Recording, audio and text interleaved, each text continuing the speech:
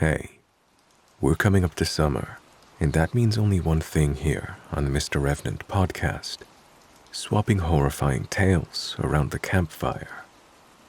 I'll be sharing some of the creepiest campfire tales I have ever read, all with visuals made by me in Unreal Engine 5 to add to the immersion.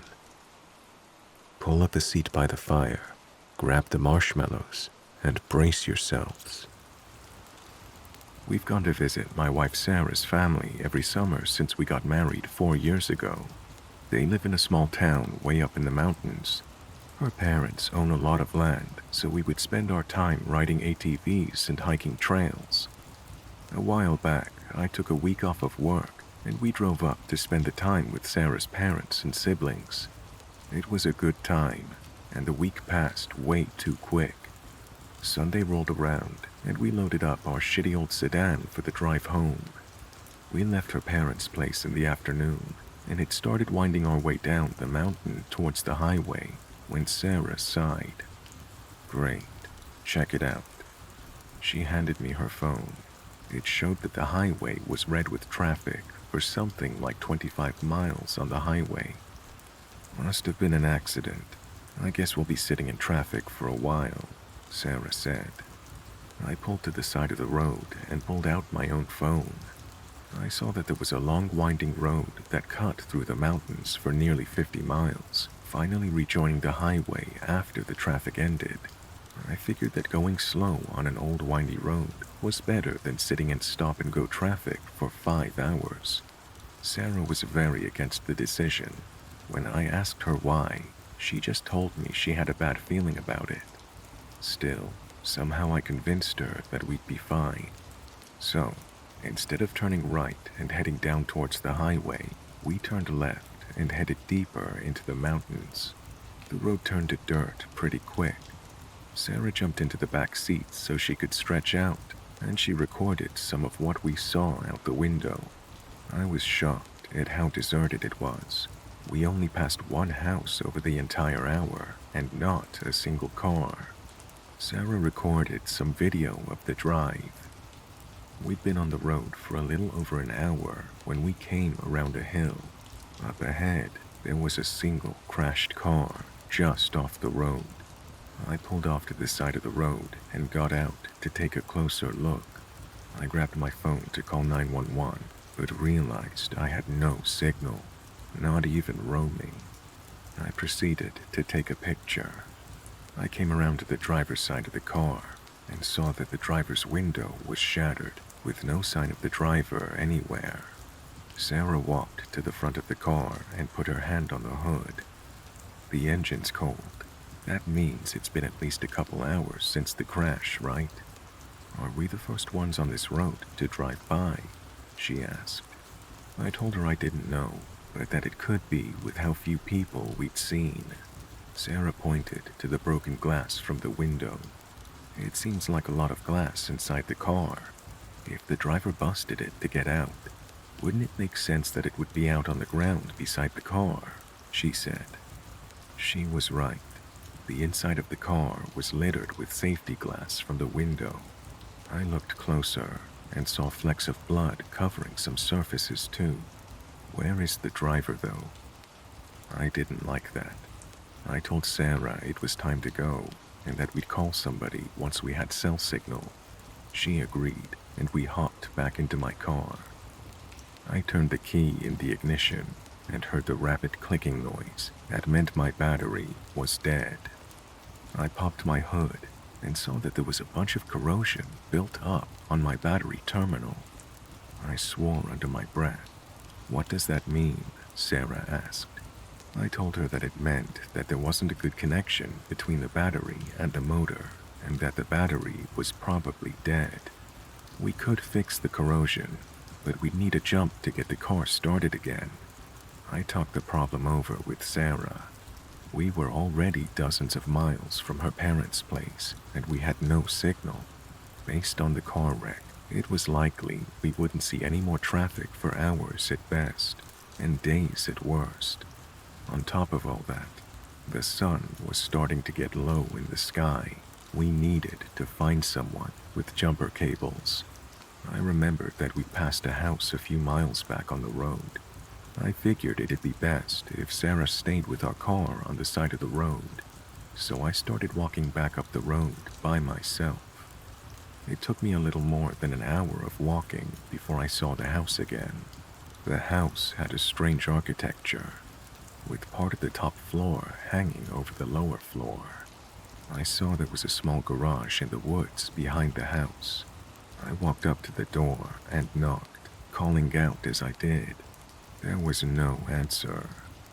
I walked to a window next to the door and looked through. The inside was abandoned, but I saw that there was a message scrawled on the wall. I looked closer and could just barely make out the words.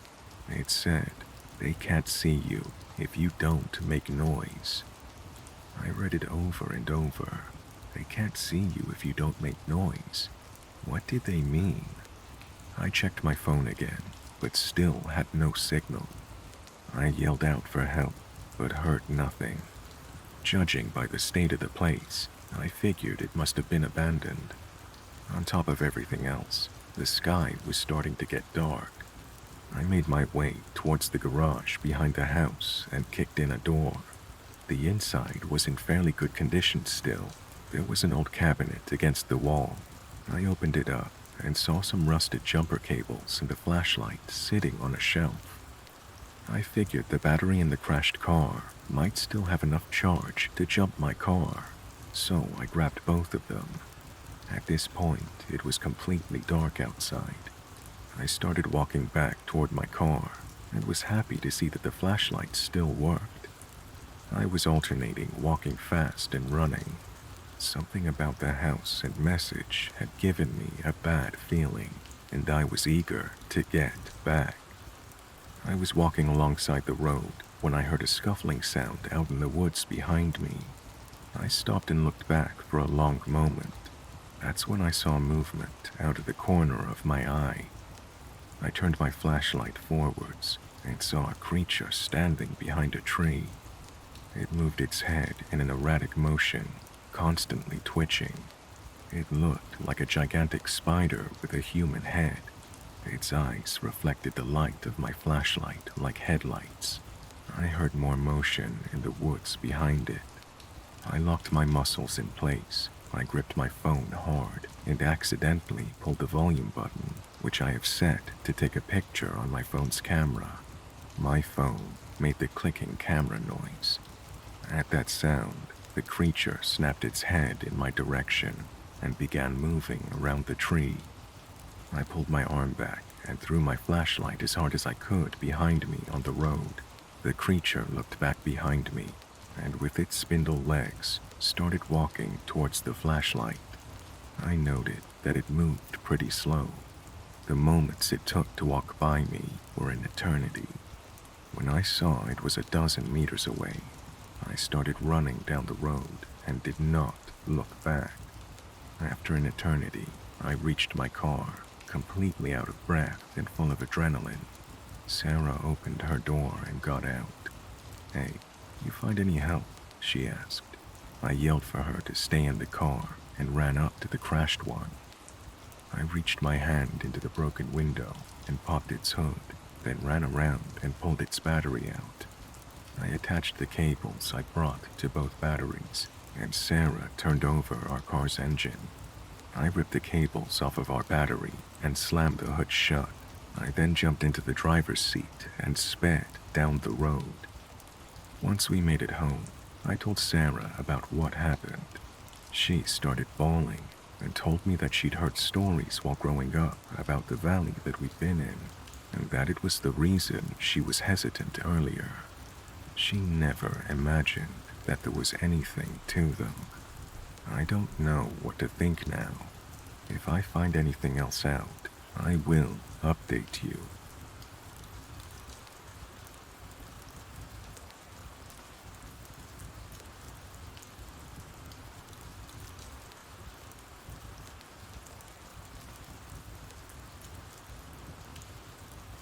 I have always been an avid mountain person. When people say they go to the beach for vacation, I respect it, but I prefer the mountains 100%. Something about these old giants has always fascinated me, as if I just cannot avoid but to be drawn towards them and be in awe when hiking on them.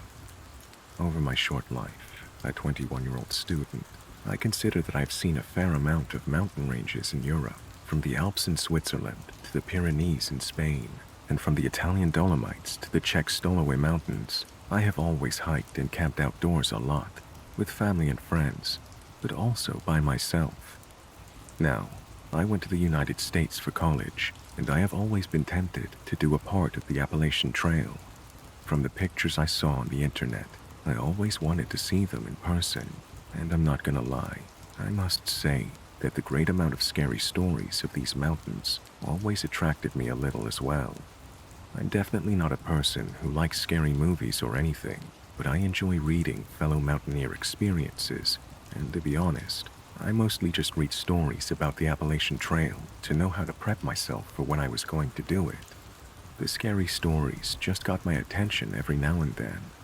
That being said, I decided to go this year and do a small part of the Appalachian Trail. I went to do a small part between the borders of Tennessee and North Carolina, with Clingman's Dome being the icing on the cake. I was a little bit hesitant to go by myself, since I'm not very familiar with both the geography as well as the wildlife in this part of the States. I wanted to go with a friend or my girlfriend who's from North Carolina herself. But both my friend and my girlfriend declined because they had to go to work. This was during spring break. So I decided I just had to go by myself, since I'm graduating this year and will return to Europe. I started at this place called Bryson City and walked along the Tuckasegee River until I reached the Nolan Creek trailhead. From there on, I just followed the trail until I would reach Clingman's Dome, and from Clingman's Dome, I would follow the Appalachian Trail for about a week. I had prepared well for this trip. I carried bear spray and pepper spray. I read some freaky stories about people in the Appalachian Trail, and I also brought this hunting knife and an axe for wood. I had some canned food and lots of water, plus a water filter, and for the rest, just my tent and sleeping bag. So, when I started walking from Bryson City, and I saw the beautiful aura this mountain range had, I couldn't be happier. I had been wanting to do this since I had arrived here in the US, and I was finally doing it. I encountered some people on the Nolan Creek trailhead who were friendly, but I'd made up my mind I would be better off alone than with strangers. I reached Clingman's Dome the same day and went a little further before I would set up camp. It was beautiful. At night, I slept a bit off the trail with a small campfire while I had dinner, and which I put out before I went to sleep. The first night went really well, as I was so exhausted from the hike to Clingman's Dome. The next 2 days were just as beautiful, and I saw lots of breathtaking views. The people on the Appalachian Trail I encountered were really polite as well. Then, on the third night, I feel like everything took a strange turn. I'd set up my camp just as usual, around 160 feet from the trail. No one was camping close to me, or at least not that I was aware of. While getting dinner, I just had this really weird gut feeling that I was not alone there. I felt as if someone was looking at me from behind a tree or something.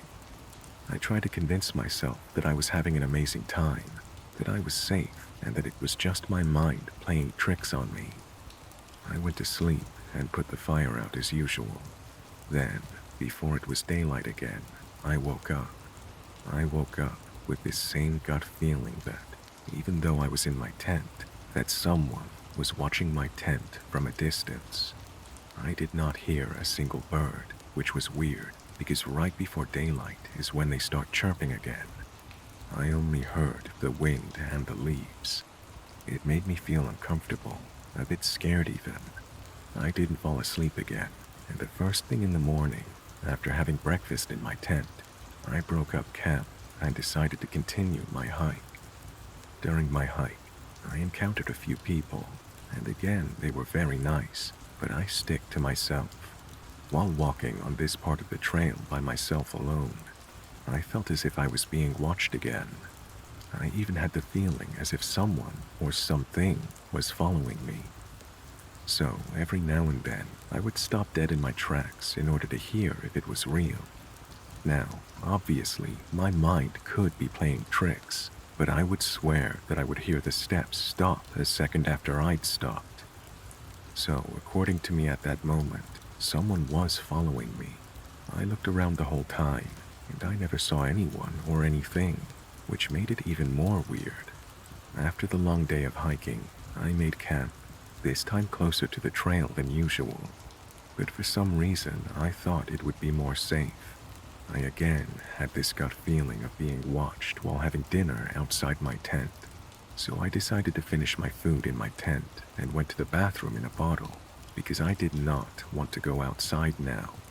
I tried to sleep by closing my eyes, but my mind focused on hearing the whole time. And that is when I heard it for the first time. A knock, as if a branch was hitting a tree or a small rock was getting thrown at a tree. Silence followed for what seemed like an eternity, but was probably more like 10 minutes. Then it happened again, this time more clear. I was scared now, and I had no idea where to go since it was dark already.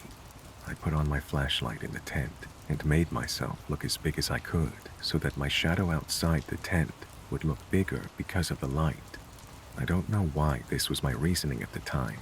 I just thought of bears. I held my hunting knife in my hand. Silence followed the second knock, but now I shouted to pierce the silence in the dark. First I shouted that whoever was joking around, I was armed, and I was not wanting to be pranked. I thought this would scare them off. It did not. It was almost as if this person found it even more funny knowing I was pissed at them. I heard another knock, and immediately after a knock on what I assumed to be the opposite side of my tent. So now I was guessing it was 2 people instead of 1, and that they liked to pull a prank on an innocent passerby. I tried to stay up as long as I could, but around 4 a.m., my eyes just gave up, and I drifted off. I woke up at around 8 a.m. again, with the light of the sun being my savior. I first tried to hear if whoever was pranking me was still knocking. I didn't hear anything. I shouted again, stating that I was now going to exit my tent with my knife in my hand, and that whoever had been joking around should make themselves known. I walked out of my tent, and I didn't see anyone. I looked for tracks around my camp, but I could not immediately make something out of it. I decided to get the hell out of there. The next part of my week basically continued being the same. At night, I'd hear some knocks from different directions, and occasionally, I heard what I would guess was a little bit of humming, as if a person was just humming a tune. Now, I never saw anyone except from the occasional hikers on the Appalachian Trail, so I cannot say I saw something weird, but I could never get rid of this weird gut feeling that I was being watched and followed during the rest of my hike on the Appalachian Trail. I'm now back, and I told this to my girlfriend. She said it was probably just my mind playing tricks on me, and I am inclined to believe her because I never saw anything. But I still sometimes wake up in the middle of the night, thinking that I'm in that tent in the middle of nowhere, and someone is watching me and knocking on a tree. And every time I wake up like this, the thought alone scares me.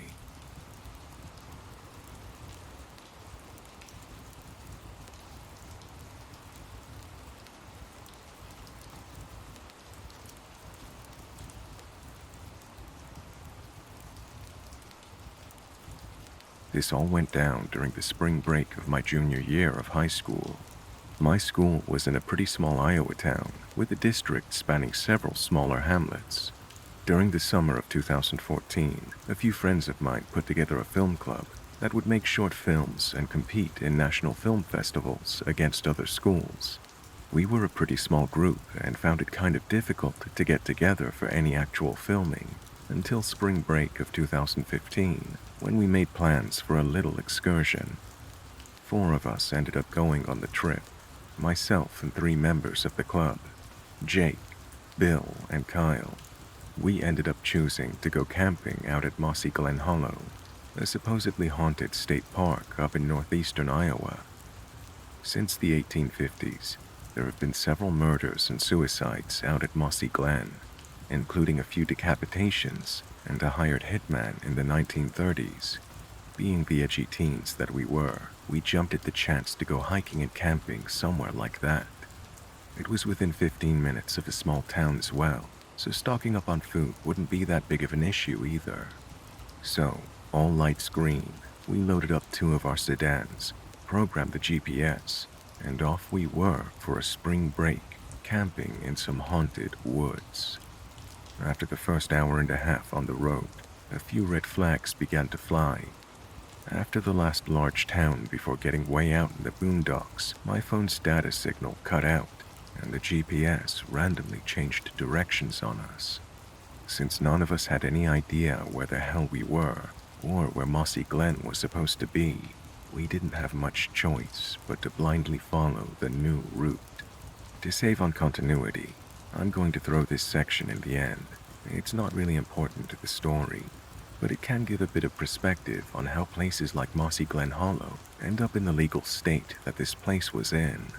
Once we were firmly in the middle of nowhere, our GPS took us off the paved highways and onto gravel roads. At this point, you typically would see the usual brown Iowa DNR signs, designating that you were near a state park. But there were none. There weren't even any tree clumps to indicate that you were near some sort of forest. Red flag number 2. About another 10 minutes or so into the drive, and the gravel road soon turns to a dirt road, then a low-maintenance road, then a Class B minimum maintenance road. With Iowa's dedication to road preservation, this basically means that somebody probably came by and took a peek in the 90s and then promptly forgot about its existence. As we come around the last hilly bend that the GPS shows on our route, we see a farmhouse with a large machine shed with no lights or activity around either, and no cars in the driveway. A bit weirded out that a house would be right next to a state park, we slow down and keep rolling. To our dismay, however, the road dissolves into a mess of washed tractor tire gouges from last fall's harvest. We stop the cars as far down as we can pass without getting hung up on a frozen rut and unpack some of our equipment. The road gradually narrows, snakes down the middle of a field, and turns down into the small but very thick clump of woods at the bottom of a wide ravine. We get out and hike down the gradually steepening slope and take in the scenery. At first, everything looks like a pretty damn cool set to film at. There are several limestone outcrops hanging off the hillside, a footpath with some picturesque tree overhang, and even a few birds out that made an unseasonal return from wintering down south. We can all hear some water running, but can't identify a source from the trail.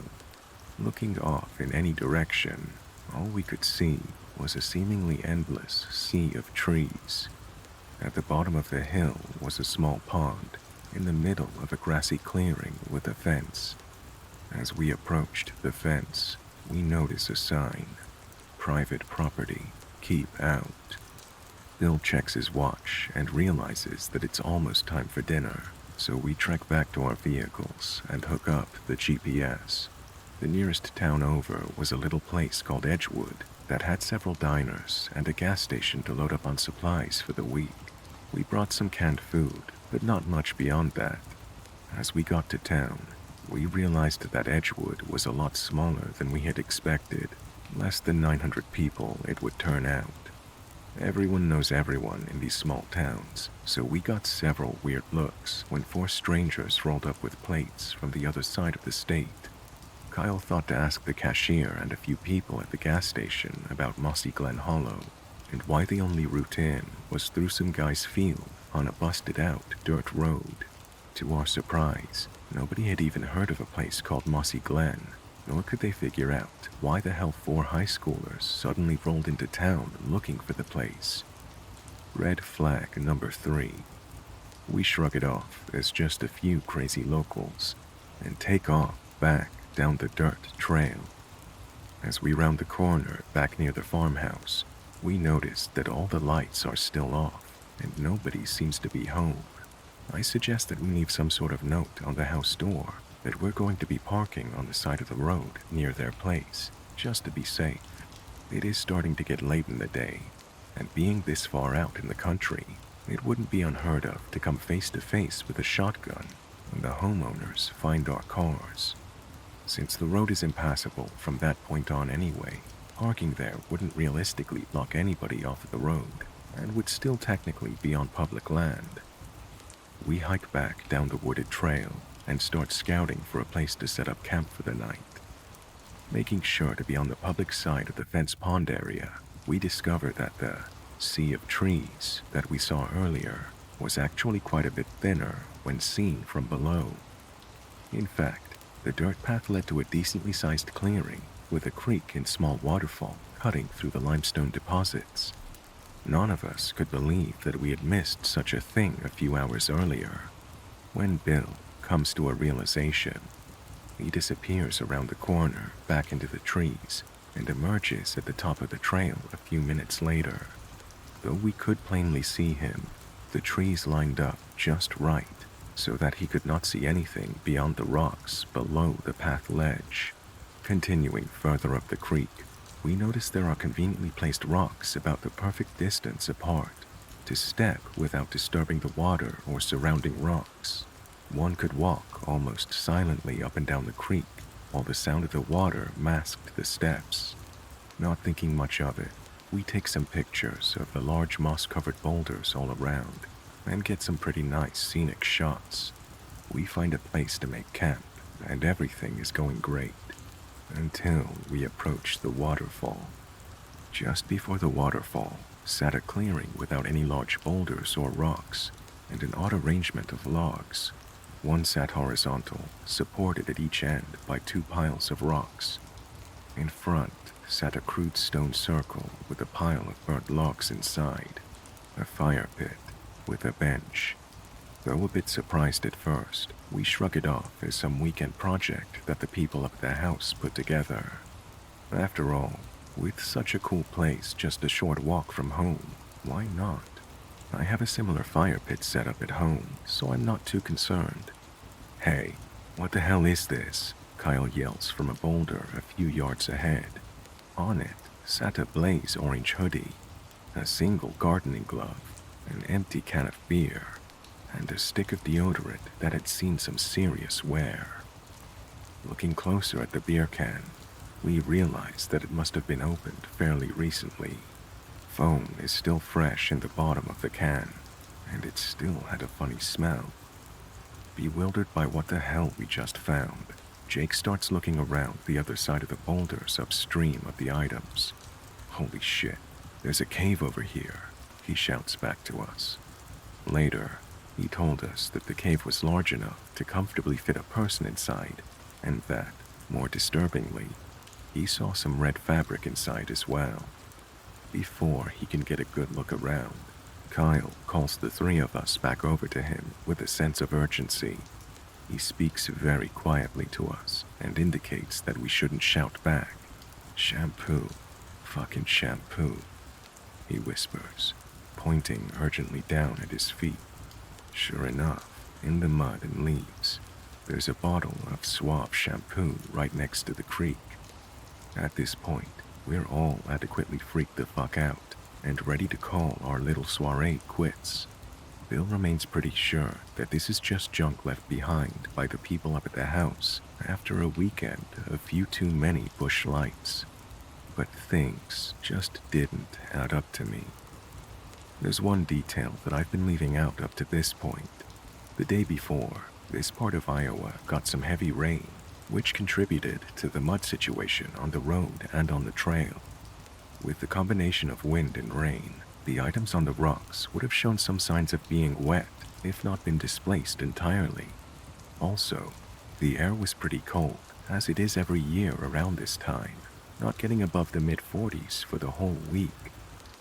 Then everything starts to click for me. Whoever drank the beer and left the shampoo, hat, glove, and deodorant there must have done so sometime this morning. The fire pit also had some fresh char marks on the rocks, and the wood had not been wet for a while, meaning that it must have been lit last night at the earliest. The small cave would have provided enough shelter from the rain to stay dry. With the freezing temperatures all throughout the day, whoever was using the shampoo out here must have had little other choice to do so. If it was the homeowners, they would have had to be serious masochists to bathe in the shallow, freezing, rocky creek rather than at home. If it wasn't them, then we likely weren't alone right now. Whoever left these things out left in a hurry, and if they were here 4 hours ago, they would have been able to see us on the trail cliff long before we even knew they were down here. Remembering the arrangements of rocks on the stream, they could have even been leaving their camp just as we were coming down the dirt trail. As I processed this, I started to look around at my surroundings and realized that the small area was bordered by the thick trees on the trail side, several sets of huge boulders on the pond side, and limestone cliffs everywhere else. Due to the tree, rock, and hill cover, you could light a fire in the pit at night, and nobody around would ever know.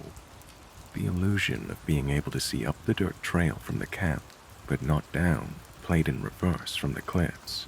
If you were wearing brown or green, you could easily see down from the rocks on top to the camp below while blending in with the trees above. Coming to these realizations, I noticed something else, something more sinister. The birds and small animals that we previously heard are now quiet. Aside from the soft babble of the creek, the entire place is completely silent.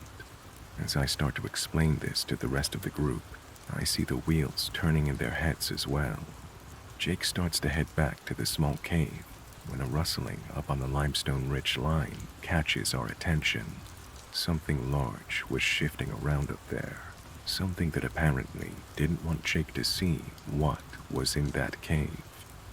We all look up, and whatever or whoever made that noise starts shuffling down the ridge toward the makeshift camp. Because of the high cliff, the only way back down to us would be by going all the way back down to the pond and then double back up the stream. Realizing this, and almost shitting ourselves at how open we were, we book it back up the stream, up the dirt path, across the field, and back to our cars. On the drive back to Edgewood, we all try and process what the fuck just happened back there. I take a look at a satellite map, and the only really accessible way to the cliff where we heard the noise would be to walk up there from the pond.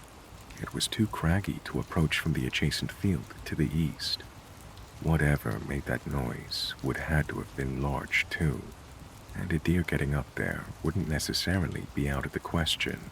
It would have had some incredible timing to have started moving around just as Jake started looking at the cave and whatever red fabric was inside. Kyle found a report of an escaped convict from a local prison a few weeks ago and was convinced that it was his camp that we found, though we were all doubtful at best of this idea. To satisfy his concerns, we agreed to report the strange things we found to the police anonymously, since we all wanted to really get home at this point. None of us followed up on them though, and I doubt anything came out of it. A small, close-knit town police department gets a report of strange sightings from some stranger the same day that 4 high schoolers roll up and park outside a farmer's house for a few hours, and then book it out. Doesn't exactly spell high-threat criminal activity to me. Still, things just don't seem to add up. Whoever came running down that cliff, if it indeed was a who, wanted to keep whatever was inside that cave hidden, but not enough to actually fight 4 decently tall and able teenagers. We figured he just wanted to scare us off, since the noises seemed to stop once we reached the dirt path. I thought it odd that someone living out in the woods with something seemingly to hide would set up shop in a state park. That is, until I checked my GPS again. That little reroute that it took us on was an old entrance to the park that had been cut off by the purchase of the lake area, sometime between the map records used for Google's navigation being updated and that day. The current entrance to the park is about 2 miles north of where the GPS sent us, thinking it found a faster route. The place we were at was still public land for sure, but not quite what we pictured.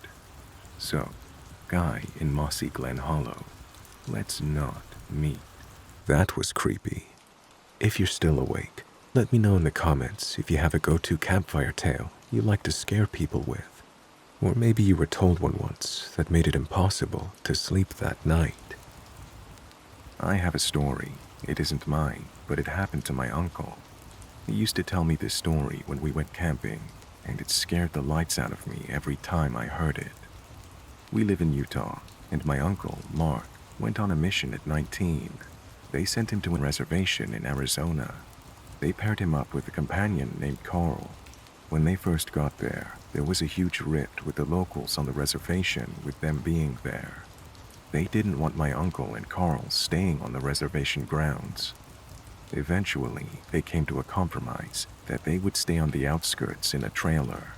This reservation wasn't very big, and it was located next to a heavily wooded area.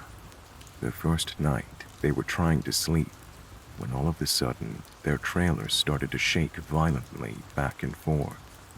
Startled and not sure what was happening, they climbed under their table for cover. Mark could distinctively hear someone pushing it from both sides of the trailer, kind of like a group of people. After about 5 minutes, it stopped. The next day, they made rounds on the reservation and were talking to the locals. Carl made a comment to one of the families that their trailer was shaking the night before. The family got very quiet and then told them they had to leave. They thought it was strange, but didn't think much of it. The next night, it happened again. They awoke to their trailer shaking back and forth. Again, they climbed under the table until it stopped. This went on for 2 more nights. Anytime they tried to talk to anyone about it, they got quiet and told them to leave. Mark started thinking that, due to the tension of their arrival, the locals were doing this to scare them off the reservation. They then go into a convenience store, and they were talking together about how frustrated they were with the situation. The clerk overheard and said, "They can't talk about it. It's forbidden." Confused, they ask him, "Can't talk about what?" The guy continues to tell them about the skinwalkers. He says they are evil demons that were once Native American witches. If they talk about it, the skinwalkers will come for their souls. They just walked out of there baffled. They thought it was another scare tactic. So that night, when the shaking started again, my uncle decided to be brave and confront them. He went to the trailer door, threw it open, and yelled, "Hey!" When he did that, he saw these 3 animals run off. 2 were a wolf and 1 was a bear, but they looked strange, almost with human features. As he watched them run towards the trees, all 3 stood up on 2 legs and walked slowly towards the trees, making a human cackling laugh. It scared him so bad that they called their mission president the next morning, and they asked to be moved. They were relocated that day. For a year, nothing happened.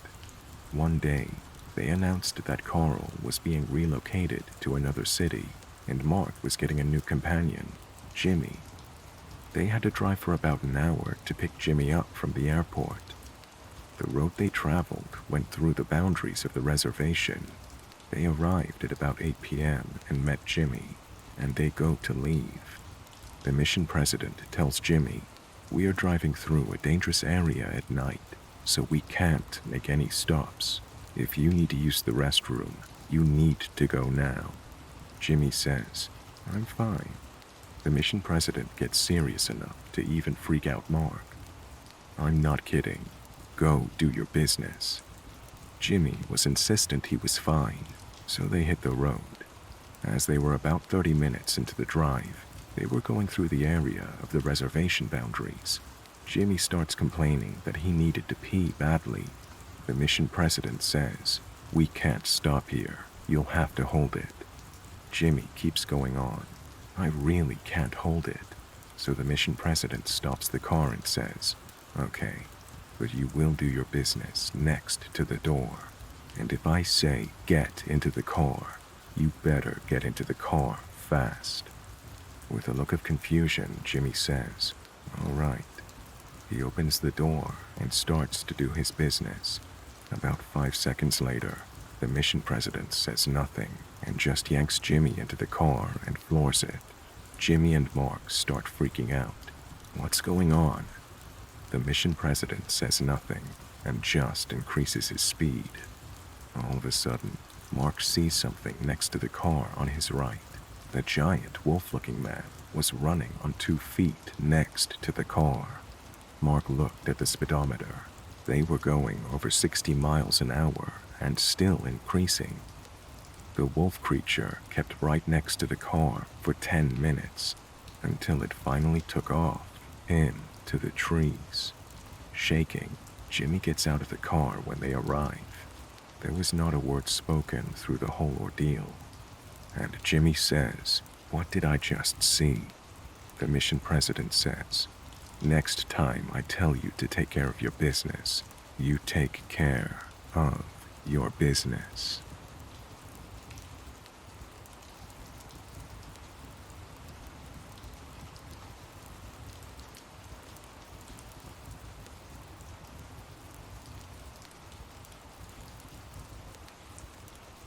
This happened to my mom. A few months ago in rural Montana, my mom took her dog outside to potty in the middle of the night. She has a big yard, and her dog would go out off leash. While she waited for her dog, my mom said that she heard a strange whistling. She would have thought it was a human, except whatever it was didn't seem to need to breathe. The sounds were continuous. She described it as a combination of every dog whistle you could imagine all at once. She was convinced that some creature was attempting to lure away her dog into the wilderness. Luckily, the dog didn't seem to react to the sound and returned to her after doing its business.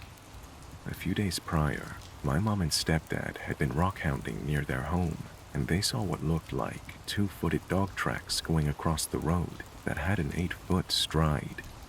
She thinks that this might have all been the work of a dogman, the cryptid dog that walks upright on 2 feet. As a child, she had a Bigfoot encounter. She's terrified of and believes in the existence of cryptids because of this. When I came to visit her this summer, she would not let me take the dog out after dark, and she would not do it either. She very frantically and emphatically made me promise not to go out after sundown. There were several strange occurrences at her home over the summer that I saw for myself. She is still seeking out other stories and experiences like hers to shed light on what might have happened, and so far has been unable to find any stories like hers. If you or someone you know have experienced whistling like that, please share.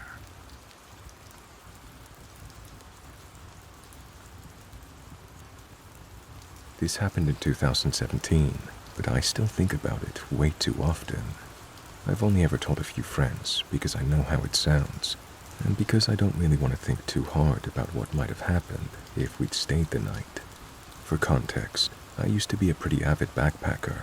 I've done a lot of trails in the western US, but this story takes place during a trip to the Olympic National Park in Washington. My friend Chris and I were doing a 5-day loop, mostly off-grid, using a series of primitive shelters marked along the route.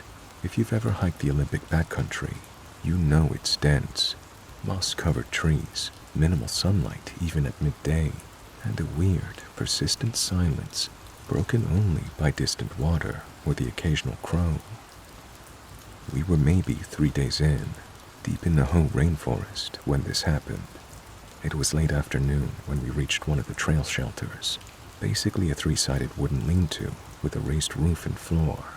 These are pretty common in remote hiking areas and usually have a metal box with a logbook inside so hikers can sign in, leave notes, weather warnings, whatever. We'd planned to stay there for the night. It was the only structure for miles, and we hadn't seen another person in over 24 hours. The second we stepped up onto the platform, I knew something felt wrong. There was no obvious sign of trouble, nothing damaged, no gear left behind. But the moment I ducked inside, I felt it in my chest, that low buzz of unease that you can't quite name. Chris felt it too. He stopped halfway through unpacking and said, "You getting a weird vibe, or is it just me?" Definitely not just him. Still, we chalked it up to fatigue, or maybe just the heavy atmosphere of the place. The shelter faced a small clearing with a fire ring and a log bench, and behind it, the forest just swallowed everything. Thick green walls of moss and trees, no real visibility past 15 or 20 feet. I went to check the logbook. Standard spiral-bound journal in a rusted ammo box. I opened it, expecting entries about trail conditions or someone's dumb doodles. Most of the entries were normal. 9/12. Rainy, trail muddy, heading south. No bear sightings. 9/10. Stayed here with the dog. Quiet night. Firewood low. 9/8. Storm came in fast. Shelter held up fine. But the last one, dated the day before, was different. Scrawled hastily in heavy pencil across a single line, it said, "He followed me here." That's it. No date, no name, no follow-up, no next entry. I stared at it for a long moment, trying to make sense of what I was seeing. I even flipped a few pages forward to make sure I hadn't missed a second part. Nothing. Chris saw my face and asked, "What's it say?" I handed it over. He read it, closed the book, and very calmly said, "We're not sleeping here." Now, we're not the paranoid type. We've camped in places with bear tracks, heard wolves howling nearby, even had a guy try to rob us once near Flagstaff. But this was different. This wasn't fear of wildlife or some tangible threat. This was the feeling of being watched, and we couldn't shake it. We decided to push on, even though the sun was starting to dip.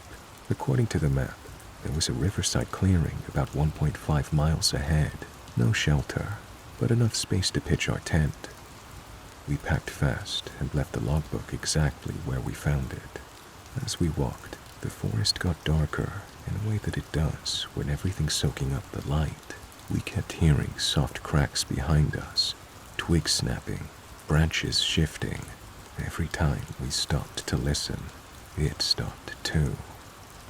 Eventually, Chris muttered, "I don't think we're alone." I didn't say anything, because I agreed. We made it to the clearing just as the sky started turning dark blue. We didn't cook dinner, didn't start a fire, just set up the tent in silence, both of us facing the tree line, listening. Nothing came out of the woods, but that didn't mean nothing was in them. I barely slept. Every rustle, every breeze through the trees sounded like footsteps. I kept thinking about the way that sentence was written, hurried, sharp. He followed me here. Not a bear, not someone following me, just he. Like the writer assumed the reader would know. Who was he? And did he leave? The next morning, we packed up at dawn and booked it down the trail. No breakfast, no coffee. We passed two hikers going the other way around at 11 a.m. And I almost said something about the shelter, but I didn't want to sound insane. What was I going to tell them? Watch out for some guy in the woods who maybe followed someone a day before us. Instead, we warned them that the shelter felt off and that there were better camping spots ahead. They nodded and kept walking.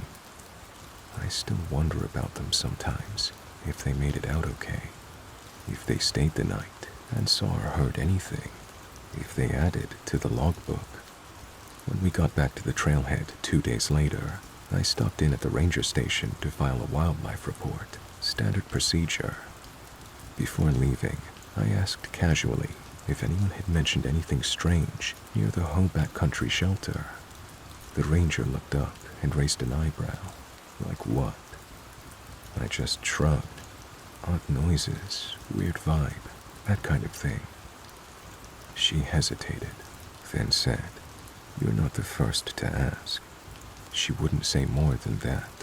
For months after we got home, I kept checking backpacking forums to see if anyone had mentioned that shelter or the logbook. Nothing. And then, maybe 6 months later, I saw a thread buried in a forum for Pacific Northwest hikers where someone talked about finding a damaged logbook in a trail shelter near the Olympic coast. The entries had been torn out, but the last visible one said, "He's still out there." That was it. I didn't reply, didn't bookmark it. I wish I had. But I saw it, and it matched the handwriting in my memory. I haven't been back to that park since. I still hike, still camp, but I vet every shelter now. I carry a Garmin.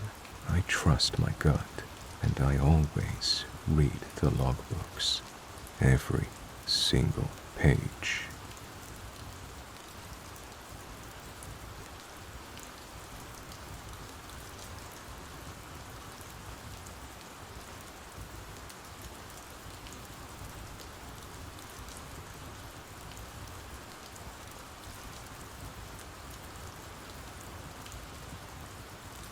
I've never posted on Reddit before, but I've lurked for years, and I always read these creepy outdoors threads like it's my religion. This happened in 2021. I haven't told many people, mostly because saying it out loud somehow makes it feel less real, but it's stuck with me ever since. This isn't a ghost story, nothing supernatural, no Bigfoot, no skinwalkers, but I still get goosebumps when I think about it, because he was real. I saw him, heard him speak, and I have no idea what the hell he was doing out there. For some background, I live in the UK now, but I grew up in Oregon. I spent most of my 20s hiking and wild camping all over the Cascades and parts of the Rockies. Solo trips were my thing, not because I'm some kind of woodsman badass, but because I like the solitude. I do 3 to 5 day backpacking loops, nothing too extreme. Usually sticking to marked but remote trails. This happened on a trip in the Wallowa Mountains, eastern Oregon. If you know them, you know it's a stunning area. Alpine lakes, high passes, wide open meadows, and very, very quiet. Even in peak season, some trails see almost no traffic.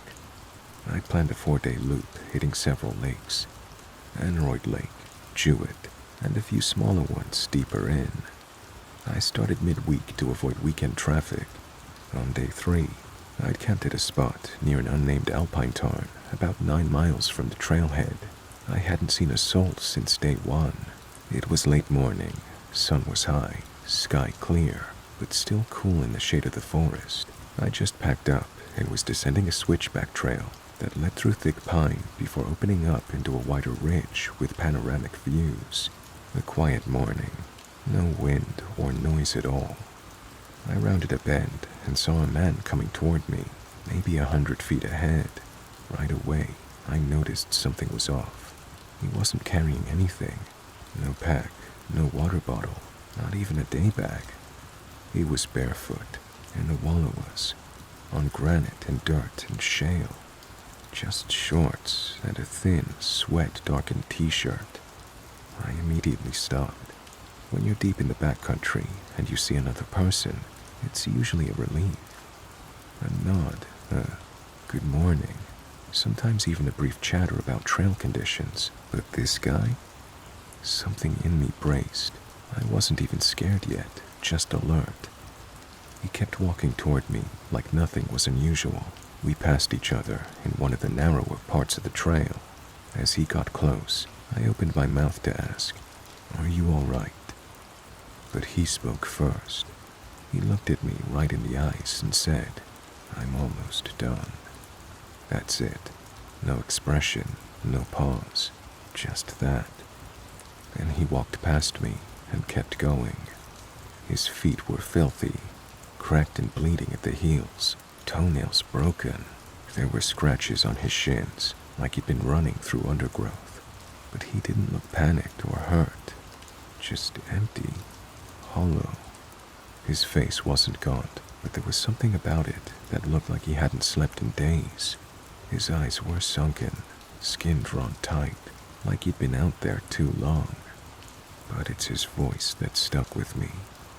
Not tired, not relieved, just flat, no inflection, like he was stating a fact. I'm almost done. I turned to watch him as he walked away. He didn't turn back. I debated turning around. Honestly, for a solid minute, I stood there, trying to decide if I should follow him, try to figure out if he needed help. But here's the thing, I wasn't a beginner. I knew what it looked like when someone was in distress, lost, dehydrated, or mentally unwell.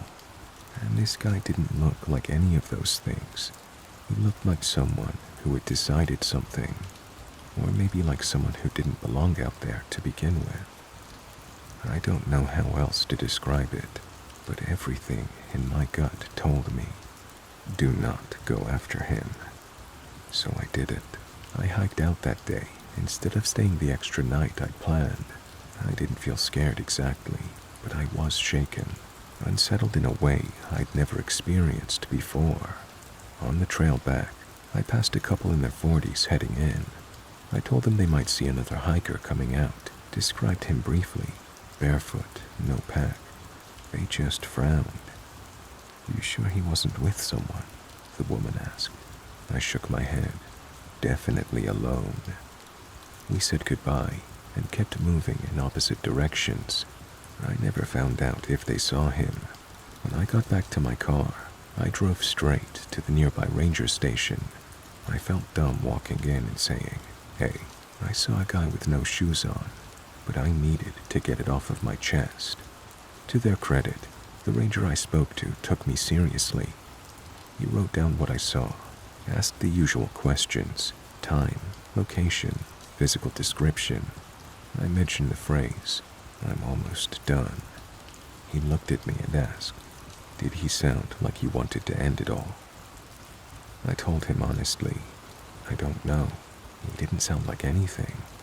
The ranger said they'd send someone to check the area in the morning. I never heard back. I've run through every scenario in my head.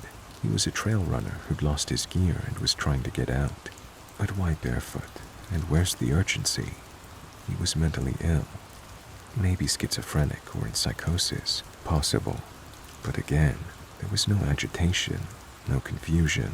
He was eerily calm. Maybe he was done with life, hiking out to disappear or die somewhere. It's the one that fits the best.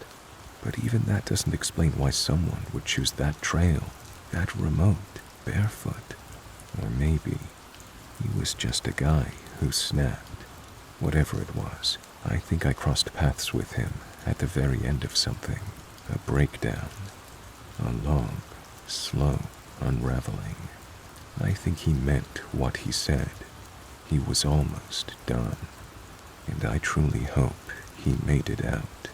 Or, if that wasn't the plan, I hope he found what he was looking for. But the weirdest part, you'd think the creepiest thing was seeing him, or the blood on his feet, or the dead look in his eyes. But what I remember most vividly was the moment after he passed me, when I realized I hadn't heard him approaching at all. No footsteps, no snapping twigs, just silence until I looked up, and there he was. That, and the quiet certainty in his voice.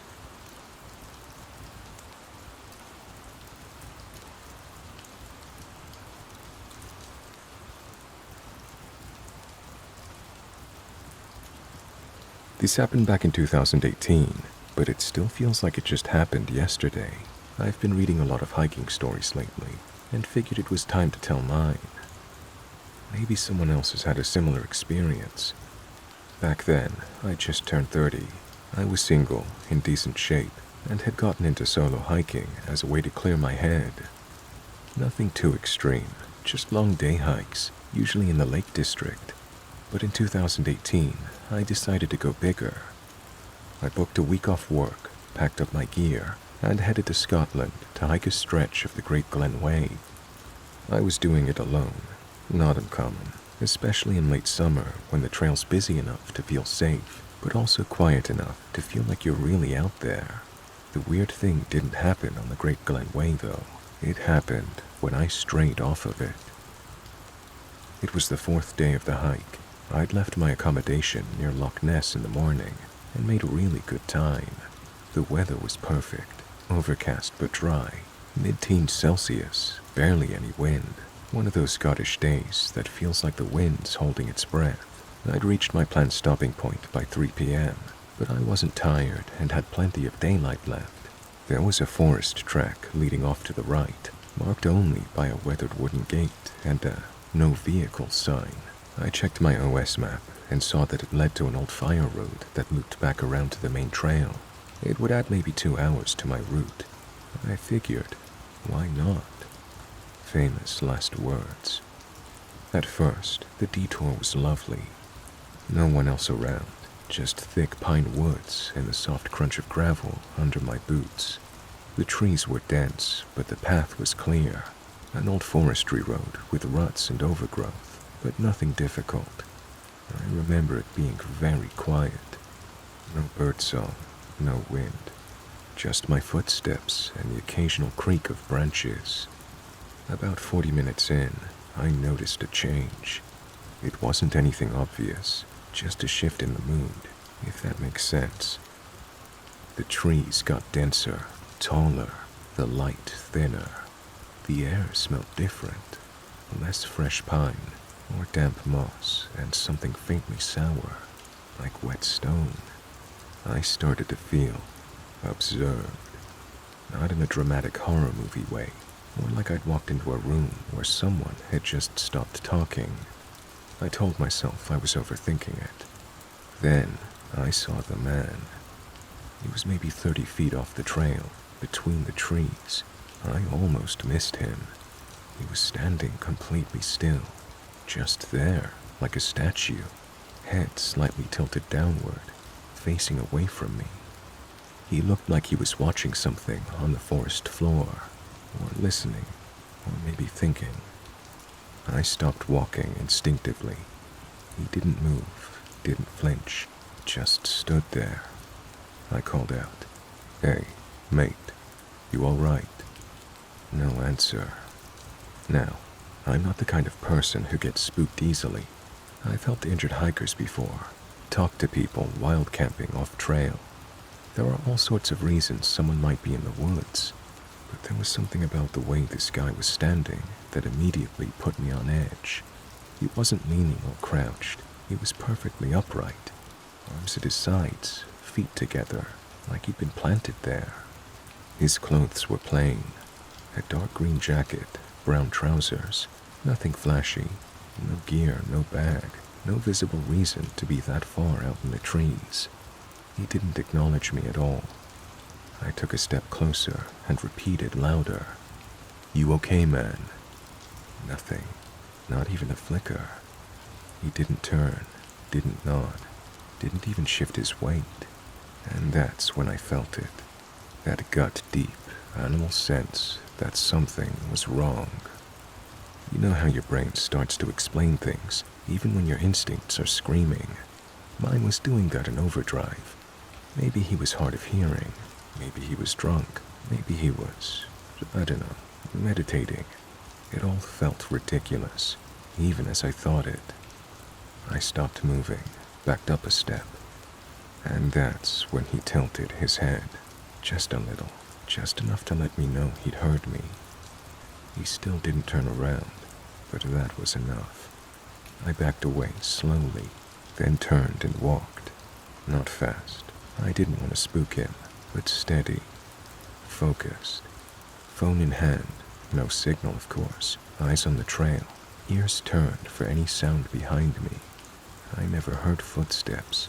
I didn't stop until I hit a fork in the track and got back to a more open, visible stretch of trail. I didn't see him again, Never heard anything behind me. I rejoined the Great Glen Way about an hour later, rattled but trying to act normal. I told myself he was just a weird hiker, or someone dealing with mental health issues, or maybe just messing with me. But even as I thought that, I knew better. That wasn't just someone being weird. That was someone standing still for far too long in a place that made no sense, completely unresponsive, until I was about to leave, and then showing me just enough that he knew I was there. Like it was a performance, or a warning. I spent that night at a bothy, where I met a friendly older walker from Edinburgh who knew the trails better than me. I ended up telling him about the strange encounter. He asked where it happened. I showed him on the map. He made a face, and then he said, I've heard things about that area. Forestry land, old hunting estate. They say there's stuff buried out there.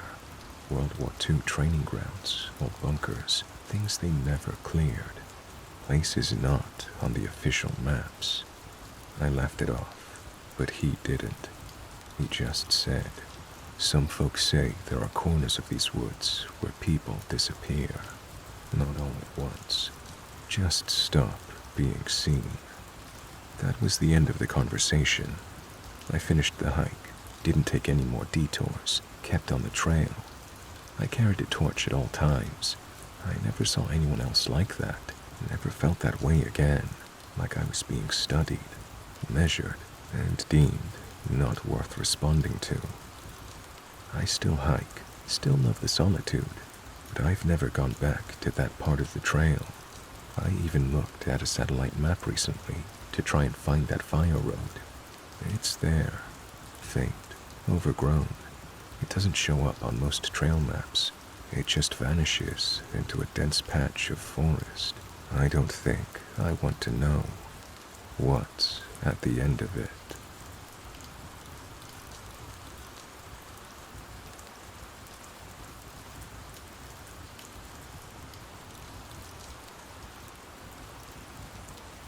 This happened a couple of summers ago, while I was solo hiking in Sweden. Just minding my own business, trying to unplug from city life and clear my head. Sweden has these awesome little three-sided wooden shelters, scattered along hiking trails, and they're free to use, really chill. Anyway, I'd been walking all day, my legs were toast, and I came across one of these shelters near a lake deep in the forest. Perfect spot. It was quiet, beautiful. The whole area smelled like pine and moss. I set up my sleeping bag inside, threw my backpack under my head, and just listened to the trees creaking and the birds doing their thing. It was getting late, like around 11 p.m. Still kind of light out because Swedish summers are weird like that. Long-ass twilight. I was drifting off when I heard footsteps come down the trail. Not animals, people. 3 of them showed up. 2 men and a woman. Middle-aged, looked like serious hikers or locals, all wearing those bright neon safety vests like they were on some kind of mission. One of the guys comes up to the shelter with a flashlight and just kinda stares at me. Hey, what are you doing here? I sat up, trying not to look like a deer caught in headlights. Camping. Just hiking through. He nodded slowly, still kind of eyeing me like I was doing something shady. And the woman spoke up. There have been some strange people around here. We're part of a neighborhood watch, just making sure everyone's safe. Strange people. Yeah, cool, thanks. Definitely what I wanted to hear right before sleeping alone in the woods. She explained that someone had gone missing a couple of weeks earlier. A guy who was camping not far from here. They found his tent and stuff, but no trace of him. He was just gone. Apparently some locals had also reported seeing a weird man hanging around the lake. Not a hiker, not a local, just some creepy lurker guy. They didn't stay long. Gave me that "you do you, but we warned you" look, and headed off down the trail with their flashlights bouncing. So now I'm lying there, wide awake, staring into the trees like they're gonna sprout arms and grab me. I tried to chill, told myself it was probably just locals being extra cautious. I mean, I've done solo hikes before. People get weird about it. Eventually, I dozed off. And then, at around 1 or 2 a.m., dead in the middle of the night, I woke up again. No sound woke me up. It was more like this sudden feeling that something was off. You know when your brain starts pinging danger, but you can't figure out why. I kept still and listened. Footsteps, soft, slow ones, coming from the direction of the lake. I sat up a bit, trying not to make a sound. The moon was really bright that night, like almost full moon bright, and everything was lit up in a silver blue. I saw movement between the trees, and out walks this old guy, alone, naked. I'm not joking. No shirt, no pants, not even socks. Just full grandpa mode, letting it all hang out. Pale skin glowing in the moonlight. I swear it looked like something out of a dream, or a really specific nightmare. He wasn't drunk or stumbling. He just walked with this weird, loose-limbed shuffle, like he didn't quite know how to move his body. His head was tilted slightly, and he was muttering something under his breath. I couldn't make out the words. At first, I thought he hadn't seen me, but then he turned, and we locked eyes. I cannot stress enough how uncomfortable that moment was. I was halfway out of my sleeping bag, frozen in place. The guy just stared at me, totally unfazed that he was buck naked in the middle of the woods. And the way he looked at me, it wasn't angry, it wasn't scared, it was disappointed, like I'd crashed his party or broken some unspoken forest rule. We stared at each other for what felt like a full minute. Then, without a word, he turned around and slowly walked back into the woods, his saggy ass disappearing into the trees. I didn't sleep the rest of the night. I just sat there in my sleeping bag with my camping knife clutched in my hand, like it was going to do anything. At first light, I was out. I packed up in like 3 minutes. I didn't even stop to make coffee. I practically ran back to the nearest village. I told a ranger about it later that day. I figured he'd laugh at me or tell me I was overreacting. Instead, he just nodded and said, "Yeah, people have seen him before." Sorry, what? He said there have been a bunch of reports over the years. Strange men, naked or half-naked, seen wandering the woods at night near the lake, sometimes staring, sometimes talking to themselves. One hiker claimed the guy tried to lead him somewhere. Another one said he disappeared into the lake without leaving a ripple. I asked if they ever found the missing camper. The ranger shook his head. I haven't been back to that part of Sweden since. I still love hiking, but I've become a lot more picky about where I sleep. No more 3-sided shelters. I want 4 walls, man. Doors, locks. So yeah, next time someone tells you the forest is peaceful and healing, just remember, it could contain moonlit wiener-waving forest ghouls who will judge your life choices with their cold, haunted eyes. Happy camping.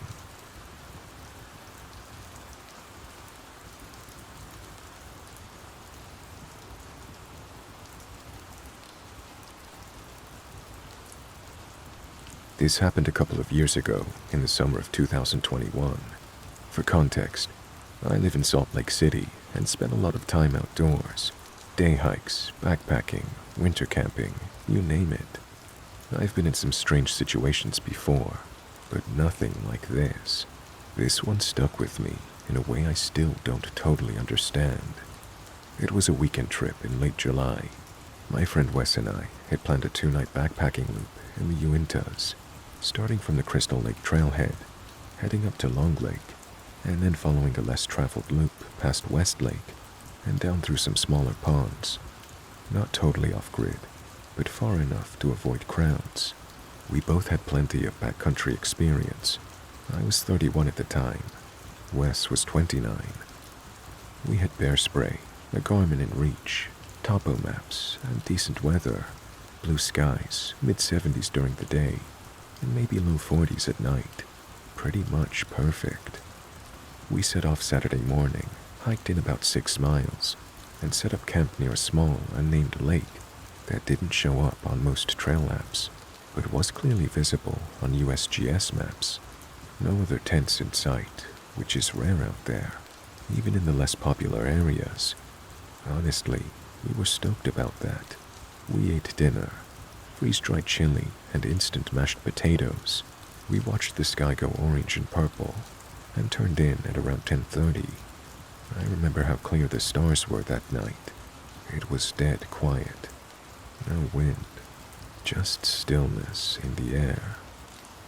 That changed at around 3 a.m. I woke up suddenly, like my body knew something was wrong before my brain caught up. At first, I thought I'd heard a coyote or maybe a fox, but it didn't sound right. It wasn't the short yip or bark I was used to hearing from coyotes. This was a scream, and it sounded human. I sat up in my tent and listened. About 30 seconds later, I heard it again. Loud, sharp, definitely female sounding, but weirdly strained, like someone trying to scream through a sore throat. It echoed off the trees and across the lake. Wes unzipped his tent and whispered, "Dude, are you hearing this?" "Yeah," I said. "You think it's an animal?" We listened. Exactly 30 seconds later, another scream. Same sound, same intensity. No movement, no variation. It wasn't getting closer or further away. It wasn't circling. It wasn't natural. Wes said, "That's not an animal. No way." And I agreed. We got out of our tents, but kept our headlamps off. The moon was bright enough that we could see the tree line. The sound was coming from the other side of the lake, but the trees made it impossible to see anything. We stood there in the dark, barely breathing, as the scream came again, sharp and blood-curdling, exactly 30 seconds later. It was like a broken record, playing over and over, every 30 seconds on the dot. We tried calling out, "Hello, is someone okay?"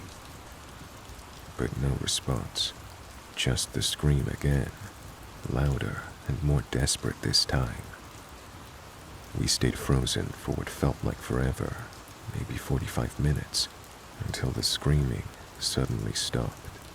Complete silence. Neither of us slept again. We packed up as quickly as we could before dawn, eating cold jerky and granola bars. By first light, we were hiking back out, still shaken and glancing over our shoulders the entire way. We told the ranger at the trailhead what happened. He didn't look surprised. He said, "You're not the first to report that. People hear the scream every year or so, usually around the same time. Late summer, early morning. No one ever finds the source. We checked the area multiple times, but it's like it disappears."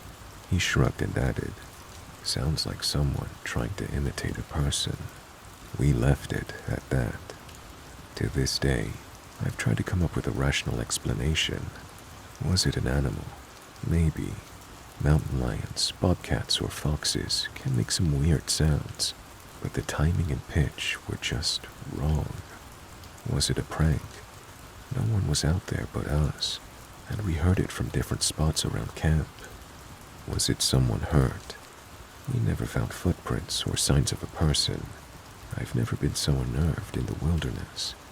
If you've heard something like this in the Uintas or anywhere else, please share. I want to know that I'm not crazy. What's the scariest thing out there in the woods? Let me know in the comments. This happened a few years ago, and I still don't know how I didn't get mauled.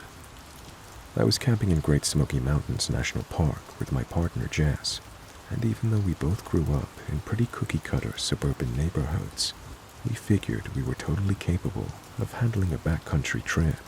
Spoiler, we were not. Or rather, I was not. It was early fall, that sweet spot where the leaves are starting to change, but it's not freezing yet. And we'd been hiking around the park for a couple of days. Nothing extreme. Some easy trails, car camping, eating terrible trail mix, and occasionally arguing over the map. Neither of us had much real wildlife experience besides yelling at possums or doing the awkward, oh shit, walk around a goose blocking a sidewalk. We'd watched a couple of bear safety videos, had a can of bear spray neither of us had ever actually used, and for the most part, we kept food stored properly. Mostly. We were definitely not seasoned campers, but we were enthusiastic amateurs. The most dangerous part of the trip so far had been Jess almost face-planting into a stream trying to take a selfie. So, on our third night, we roll into this cozy, really quiet campsite tucked away a bit from the road. Not a soul around, just woods, misty hills and that, well, we really could die out here and no one would know kind of solitude. We set up the tent, stack firewood, and I'm in full dopamine mode because we'd saved some steaks for that night. Our little backwoods gourmet moment. We made one fatal mistake. We left the cooler next to the picnic table.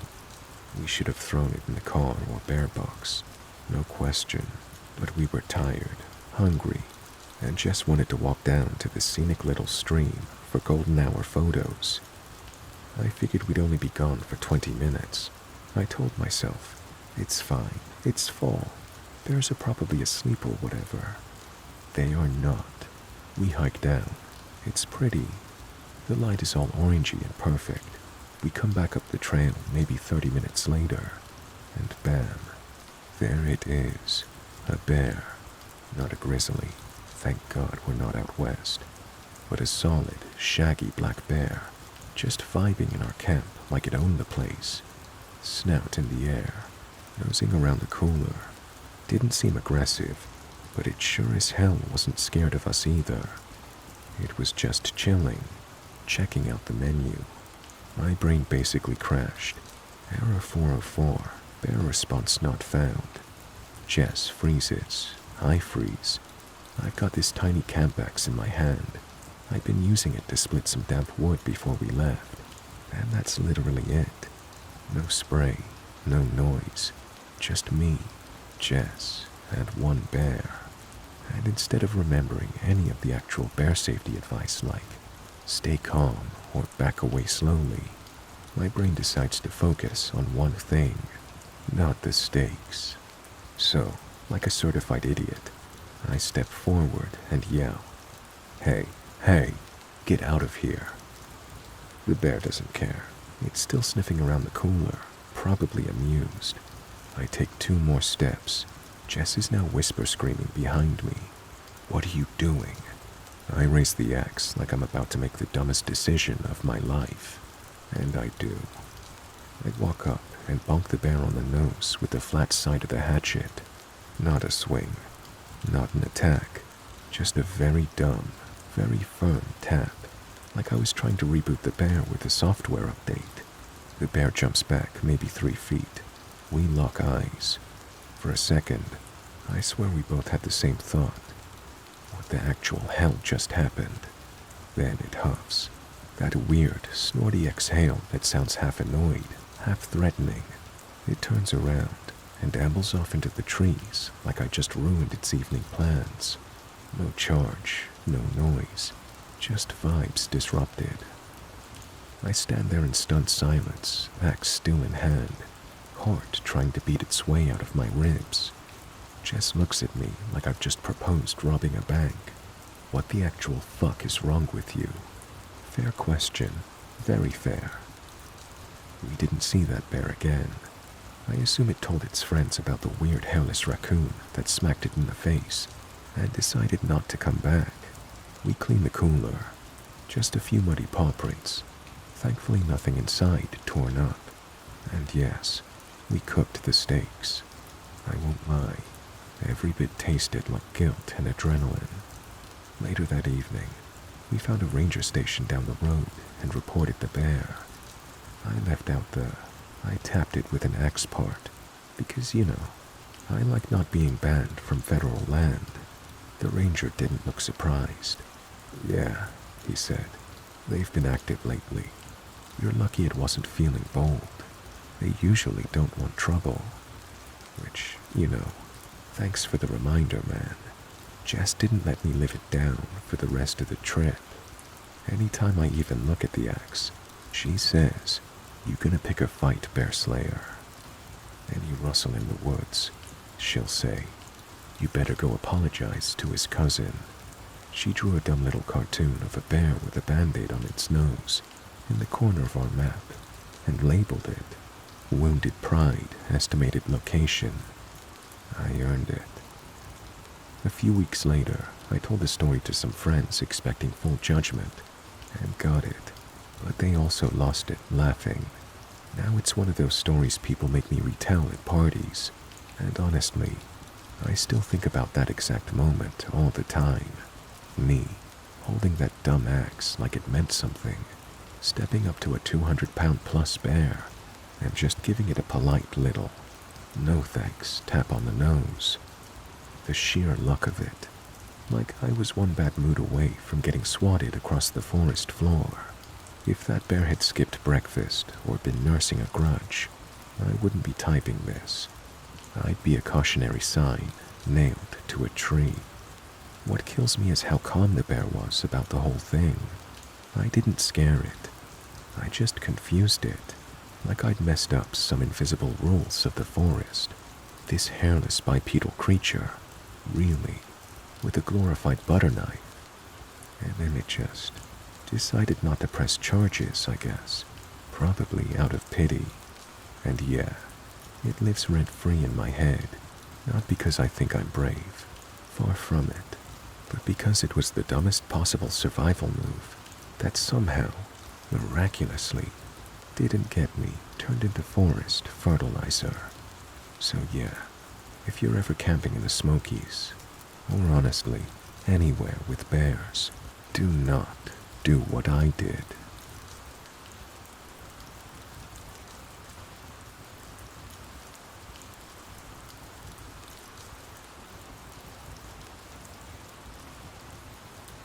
I've spent a lot of time hunting and fishing alone, from my teenage years into my mid-20s. I'm no stranger to periods of isolation in the Appalachian Mountains, running through central Pennsylvania, or the woods of northern New York. However, there are certain times I'm overcome with feelings of anxiety, or just a flat-out feeling of, I shouldn't be here. This has almost exclusively happened in areas densely populated by hardwood trees, cedar, pine trees, spruces, etc. It's happened when scouting, fishing, and at times hunting with a very big, loaded firearm. It's not the same feeling you get when walking back to your truck after dusk with just a bow, because New York hasn't approved your pistol permit yet. I can only describe it as a primal feeling of where I'm going isn't a good idea, and I need to leave. I have been stationed at a light infantry unit for the last 6 years as an 11 Bravo. If you're unfamiliar, light infantrymen, me, are allotted opportunities for courses and field trainings in areas such as cold weather survival, land navigation, fieldcraft, heavy cross-country backpacking, rucking, mountaineering, and other forms of wilderness survival, all things required to be effective in a field environment. This means a lot of time in the woods, and some of that time is alone. Never once have I had these intense sensations as previously described while training in a professional capacity. I'm not scared of the woods. I'm well aware of what can happen to a person if they are careless to their environment. I like to think I know what I'm doing, and I know what to do to keep myself in all right shape. I say all of this to say this. Last Monday, I was back out of a patch of pine trees all the way back to my truck. By a feeling of intense dread and anxiety, I genuinely felt in that moment as if I was not supposed to be there, and if I continued forward, it would have meant some sort of bad news. This is a spot I've hunted before. The first time I met that same patch of trees with unease when passing through, but this time was too intense. I'm a religious individual, and to me, it felt like an intense evil was keeping an eye on me as I walked through its front yard. When this happens, it is consistently patches of tall, hardwood trees that do this to me. I like to think of myself as not beaten by a particular species of trees native to the Northeast, but unfortunately, it has become a pattern of occurrence I can no longer ignore. Is there something wrong with me? Why is it the trees? Is it my mind warning me to things I just can't understand at that particular moment? Any sort of input is welcome. I'm going back out in a couple of hours to sit for turkey. If anything else happens, I suppose I'll update.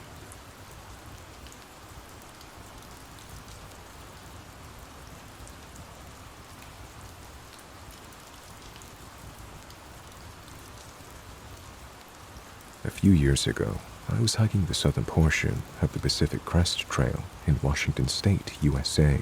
It was late June, so warm enough that water sources were valuable.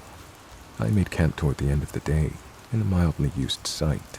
It was a few feet off the trail, but not deep into the woods. The babbling brook was about 50 feet away. As I was heating water on my tiny stove for dinner, an older, about 60-ish man walked down the trail. He saw me and hollered to ask if I had any water. I noticed that he was wearing regular clothes. Jeans, sneakers, and a casual white button-down shirt. No pack. All odd. I was far enough down the trail, maybe 10 miles from any road, that a day hiker would have been extremely rare at that point. I welcomed him into my camp and gave him water from a jug.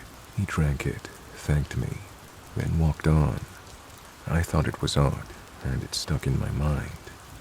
The following week, I came off the trail to a nearby town and learned of a massive manhunt for a guy in his 60s, wearing jeans, sneakers, and a casual white button-down shirt. He had abandoned his car near the PCT and was on the run from the feds for money laundering and other white-collar crimes. I never did learn if they found him. I often wonder how far he got with no gear, no food, and no water. A small part of me hopes he got away.